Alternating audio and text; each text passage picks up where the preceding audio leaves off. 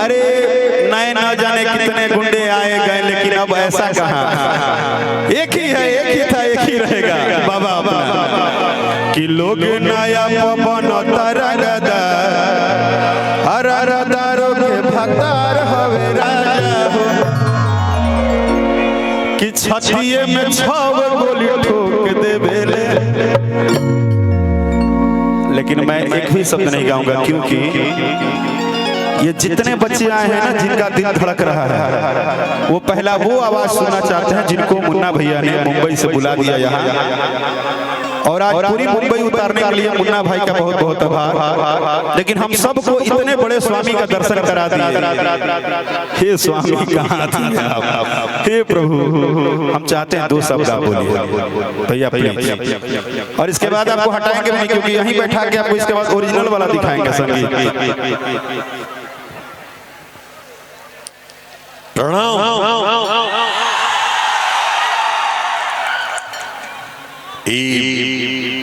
नियाजीपुर बक्सर के तमाम हमारे भाई बंधु के हमरा तरफ से बहुत कोटि कोटि प्रणाम।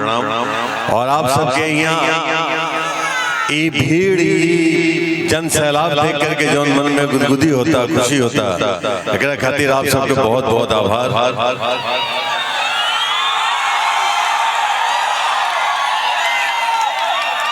हम खलनायक तबानी, लेकिन वो खलनायक ना जे हीरो से खाली मार खाए, हम वो खलनायक बानी जे हीरो के मार के तब लास्ट में मरेला। ऐसे ना काहे कि हमरा शुरू से ही गुमान बाई बात के कि राम तभी भगवान राम बनले जब रावण बिना रावण के राम के कोनो भगवान न कर सकत रहे। जब ले रावण के पद न होई तब ले राम भगवान न बनी है। राम एक योद्धा रहे, राम दशरथ पुत्र रहने, लेकिन भगवान तभी बनले जब लंका पे विजय पाके रावण के वध कर ले। तो हम रावण हैं और हमरा बड़ा नाज बा कि हम रावण हैं।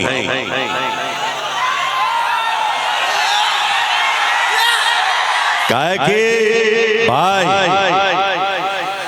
रावण ये बात के प्रतीक है और राम ये बात के प्रतीक है। राम के ये संदेशा बा कि मत करा न तब बुरा हो। रावण के ये संदेशा बा कि ई करा तब पे बुरा हो। काहे कि जब ले बुराई ना हो तब ले अच्छाई के कोनो वजूद ना हो। और बहुत अच्छा लागल हम कोनो गायक हैं न कुछ खलनायक से एक चरित्र अभिनेता बननी, मेहंदी लगा के रखना, फिल्म देख लो के वो फिल्म के बाद हम अच्छा इंसान बने की कोशिश करनी, लेकिन क्या करी आज हमरा सब रावण समझा था अच्छा इंसान माने की तैयारी नहीं की के भैया सबको प्रणाम। भैया यहाँ देख लिया, हम क्षमा चाहते हैं। आज अभी यश मिश्रा बाबू आए लाले बोलने की आज वाकई बड़ा एक खुशी के दिन बाकी हमारे मुन्ना बाबू के बेटा के आज उपनयन संस्कार रहे, जनेऊ रहे। और आज हमारा हिंदुस्तानी सिनेमा पटल के एक महान अभिनेता मनोज कुमार साहब, जिनका भारत कुमार कहल जाला, उनका आज निधन हो गए। हम उनका निधन पे शोक जितना व्यक्त करे कर लेनी, लेकिन उनकर याद में 2 शब्द हम खाली गुनगुनाना चाहते विद गायक और नायक के परमिशन।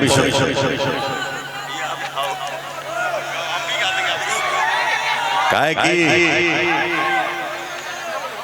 हिंदुस्तान बा बक्सर बा, बक्सर के माटी बा, माटी में बड़ा तासीर बा कि सब एक से एक धुरंधर लोग के पैदा कैले। ये माटी में हम वाइल वाली माटी के चरण छू के और कर धूल अपना भी ललाट पर लगौनी है। अभी सब भीड़ भाड़ में जितना धूल लागल उड़ल हमरो लागल, थोड़ा सा गुण हमरा में भी भोजपुरी के आगे, वरना भोजपुरी में कहाँ बात करत नहीं हो। एक मनोज कुमार साहब के एक गाना बा भैया, हम सिंगर नहीं जे म्यूजिक पे गाएं, बस लाइन सुना जे आम जीवन से सब जोड़ दे। कसमें वादे प्यार वफा सब बातें हैं बातों का क्या, कोई किसी का नहीं ये झूठे नाते हैं नातों का क्या, कसमें वादे प्यार वफा सब बातें हैं बातों का क्या।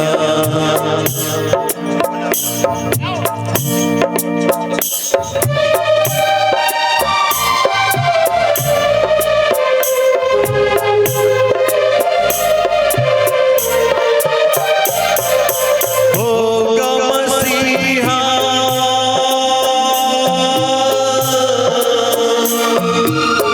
होगा मसीहा सामने तेरे, फिर भी न तू बच पाएगा, तेरा अपना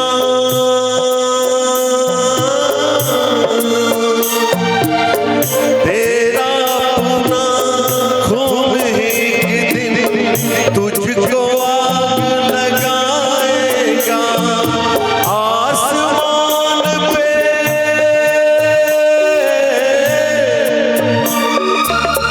आसमान पे उड़ने वाले मिट्टी में मिल जाएगा, कसमें वादे प्यार वफा सब बातें हैं बातों का क्या, कोई किसी का नहीं ये झूठे नाते हैं नातों का क्या, कसमें वादे प्यार वफा सब बातें हैं बातों का क्या। धन्यवाद। लेकिन